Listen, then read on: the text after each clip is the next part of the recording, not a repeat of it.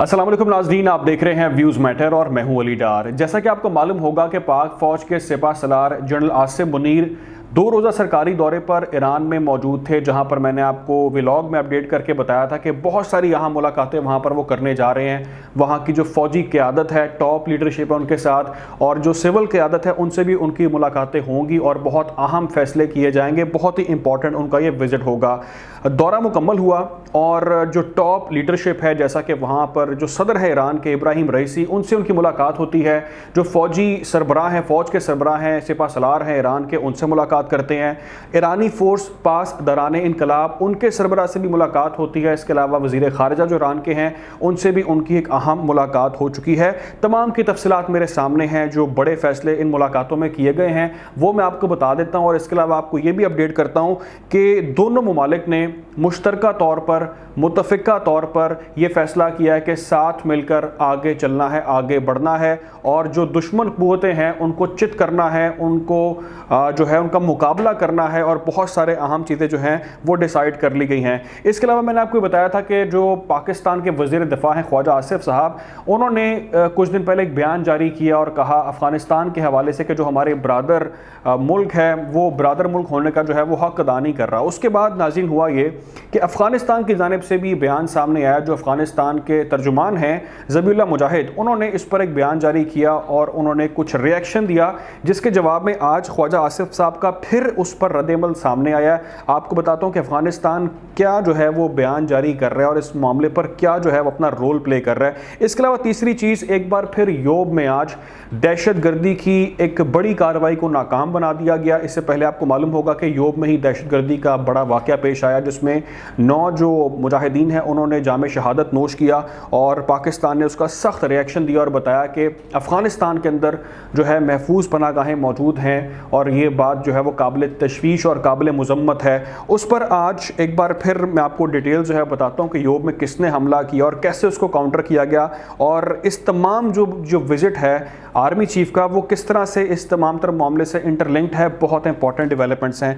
अच्छा, पहली चीज़ ये कि जो तमाम तर मुलाकातें की आर्मी चीफ ने वहाँ पर ईरान के अंदर, उसको मैं वो ना समुंदर को मैं कूजे में समेटने की ट्राई करता हूँ। बताता हूँ आपको कि इन तमाम तर जो मुलाकातें थीं, इसका जो एजेंडा था, जो इनका मकसद था, वो मोटी मोटी बातें, वो अहम बातें मैं आपके सामने रखते तो आपको पूरा मामला जो है वो समझ आ जाएगा कि पाकिस्तान और ईरान इस वक्त क्या प्लान कर रहे हैं और कौन से जो बड़े फैसले दोनों ममालिक की जानिब से कर लिए गए हैं। सबसे पहली चीज़ जिस पर बात की गई इब्राहिम रईसी की जानिब से, पाक फ़ौज के सरबराह की जानिब से, वो मामला था नाज़रीन दहशत गर्दी के हवाले से, टेररिज्म के हवाले से, जो इस वक्त दोनों ममालिक के लिए सबसे बड़ा मसला है, जिसके साथ दोनों ममालिक बहुत अरसे से डील कर रहे हैं, और ये चीज़ जो है दोनों ममालिक को म्यूचुअली जो है वो मुतासर कर रही है, और इसके ख़िलाफ़ कैसे दोनों ममालिक ने चलना है उस पर बातचीत की जा रही है। और ये डिसाइड किया गया है कि दोनों ममालिक जो इससे मुतासर हो रहे हैं वो मुश्तरका तौर पर इनके ख़िलाफ़ कार्रवाई करेंगे, ठोस इक़दामात इनके ख़िलाफ़ उठाए जाएंगे, और जो म्यूचुअल इंटेलिजेंस का सिलसिला है, म्यूचुअल ऑपरेशन का सिलसिला है, उसमें तेज़ी लाई जाएगी। इंटेलिजेंस जो शेयरिंग है वो की जाएगी, और इन तमाम जो है अनासर इनके ख़िलाफ़ मुश्तरका तौर पर, मुतफ़िका तौर पर ऑपरेशन किया जाएगा। इसके अलावा नाज़रीन जो मामला है तजारत के हवाले से, जो सबसे बड़ा कंसर्न इस वक्त पाकिस्तान के लिए भी है और ईरान के लिए भी है कि तजारत, मुआशी ताउन, जिसकी मैं बात अक्सर करता हूँ अपने व्लॉग्स में, और तवानाई के शोबे में हम लोगों ने किस तरह से आगे बढ़ना है, किस तरह से ताल्लुकात मज़ीद मजबूत बनाने हैं, और ये डिसाइड कर लिया गया है कि दोनों ने आगे मिलकर चलना है। कोई भी इस तरक्की की राह से जो है वो पीछे हटने को तैयार नहीं है, और दोनों ममालिक ने सोच लिया कि जब इकट्ठे आगे बढ़ना है, चलना है, तरक्की करनी है, तो हमें उसके ख़िलाफ़ जो भी तीसरी क़ुव्वतें हैं उनका हमें मुकाबला मिलकर करना होगा, वरना ये जो क़ुव्वतें हैं हमें कभी भी जो है ना हमारी सरहदों को इक़्तिसादी सरहदों में तब्दील नहीं होने देंगी। इस हवाले से बहुत ज़्यादा जो है वो डिस्कशन की गई है। इसके अलावा नाज़रीन जो डिसाइड किया गया वो ये किया गया कि जो ट्रेनिंग है, जो मिलिट्री ऑपरेशंस हैं, उसको किया जाएगा। दोनों को मुतफ़िका तौर पर इस पर जो है राज़ी नज़र आया, और इस पर फैसला किया गया कि दिफाई शोबे में भी और अस्करी जो शोबा है उसमें जो है म्यूचुअली जो है मिलकर आगे चला जाएगा, और दुश्मन के ख़िलाफ़ जो है वो ठोस स्टेप्स जो है वो लिए जाएंगे। इसके अलावा मुस्लिम इत्तेहाद की बात की गई, और बहुत सारी अहम चीज़ें जो हैं वो डिस्कस की गई, और ये मेन जो प्रॉब्लम था वो ज़ेर बहस था कि जो दहशत गर्दी है जिससे सबसे ज़्यादा ये ख़ित्ता इस वक्त मुतासर हो रहा है, उसके ख़िलाफ़ ईरान ने कैसे चलना है, اور پاکستان نے کیسے چلنا ہے. کبھی یہ دونوں ممالک کے درمیان جو ہے وہ ایک رفٹ پیدا کرنے کی کوشش کرتے ہیں. یہ تیسری طاقتیں جو ہیں, یہ جو زمین استعمال ہو رہی ہے ہمارے دونوں کے ملک کے خلاف, اس کا تعین کرنا, اس کے خلاف کریک ڈاؤن کرنا سب سے زیادہ اہم ہے. میں آپ کو بتا رہا تھا کہ یوب میں جو پہلے آپ کو معلوم ہوگا چند روز پہلے وہاں پر جو افسوسناک واقعہ پیش آیا, دہشت گردی کی بڑی وہاں پر کارروائی ہوئی جس کا پاک فوج کے جوانوں نے بڑا ڈٹ کر مقابلہ کیا, ان کو وہاں سے مجبور کر دیا, ان کے دانت کھٹے کر دیے دشمن کے. لیکن جو اس میں مجاہدین تھے جنہوں نے اپنی جانوں کا نذرانہ پیش کیا, وہ قربانی جو ہے وہ یقینی طور پہ ناقابل فراموش ہے. اس کے علاوہ ناظرین ابھی ہوا یہ کہ رات کے 2:30 بجے بہت زیادہ یوب کے علاقے میں دھماکوں کی آوازیں, گولیوں کی آوازیں سنی گئیں جو کہ کئی گھنٹوں پر وہاں پر جاری رہیں.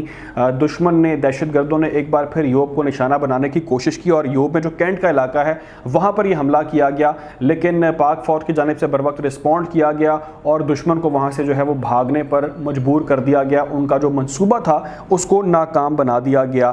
میں جو ایک چیز آپ کو بتانا چاہتا ہوں یا میری سمجھ کہتی ہے وہ یہ کہتی ہے کہ جیسے جیسے مسلم ممالک ایک دوسرے کے قریب آئیں گے, تعلقات بہتر کریں گے, تو یہ جو تیسری طاقتیں ہیں یہ اس خطے میں جو ہے وہ پرابلمز کریٹ کریں گی, بد امنی یہاں پر پھیلائیں گی, یہاں پر جو ہے دہشت گردی کو بڑھانے کی کوشش کریں گی تاکہ دونوں ممالک کے درمیان جو ہے وہ تناؤ پیدا ہو جائے اور سازگار ماحول جس کی ہم اکثر بات کرتے ہیں اس کو متاثر کرنے کی بھرپور طریقے سے جو ہے تیسری طاقتیں کوشش کر رہی ہیں.